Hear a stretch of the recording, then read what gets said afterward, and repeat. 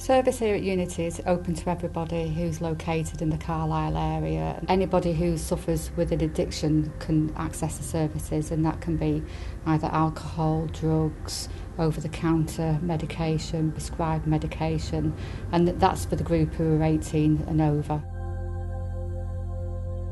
We've got an engagement team that would really support people to enter into treatment and support them to look at their recovery and set their goals, and then they would move through into the case management team if they required longer term support, and we would be supporting them to continue their recovery journey and move out into the community, hopefully abstinent and living drug-free lives. Acting as a role model, people, it's live, people can see and talk to them, and they can put out the pitfalls along the journey, because it is a journey and it can be tough at times for people, but it's a case of there's always somebody there to help support them.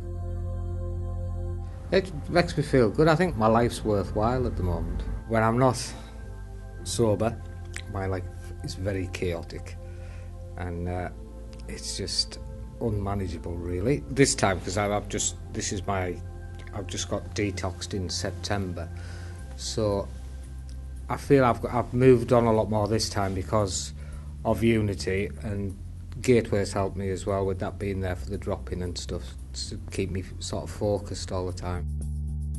We recognised quite quickly there was no aftercare for people coming out of clinical services, so with me and myself and some other service users decided to set up the company and offer an alternative for people, give people something to do in the community, because although clinical services is vitally important, there's also the aftercare side when people leave services.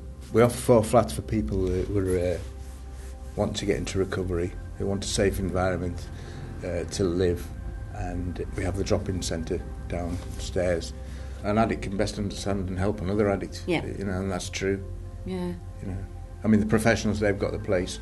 I suppose I'm a professional now, but I don't see myself as one. I just see myself as another addict who wants to help another addict. I mean, it's intimidating for somebody who's kind of been isolated on their own in their addiction. So Stuart and I will come out and meet them, take them downstairs, get them to have a chat, and hopefully then they'll start building a circle of friends, and it all adds on to that support network. So it is vital. You need to build up your support network, and don't be scared to ask for help. Well, I think I'd probably had problems with alcohol for a good 15 years, on and off, and you lose jobs, and you lose relationships, you lose businesses and that sort of thing through it. Obviously you get to my stage where you don't have a job, you don't have employment, you don't have anything to get up for as such, but it actually puts that structure back into your life. Whereas you get out of bed, and the first few mornings you may become rough, you hadn't had a shave, you've maybe made the effort to have a wash, if you have made that effort. But then as you start to pick up, it's nice to see people here as well, and when they first come, they're as rough as a, badger, let's just leave it at that. Yeah. But they do pick up, and you see by the way they start to dress, and by the way the voice changes, and the way they open up, and it's nice to see that change, and it's nice to be in among that as part of the group and just have that group support there. When you get the support of people around you, such as I've had from Unity here, and you realise there is a future, and you see people, I mean, there's people working in the services that have been service users themselves, and I admire those people. It's self-improvement, and everybody's capable of self-improvement. I mean, I think it's amazing service in terms of recovery, I mean, recovery's infections, it's like a smile, you smile, and what does everybody else do?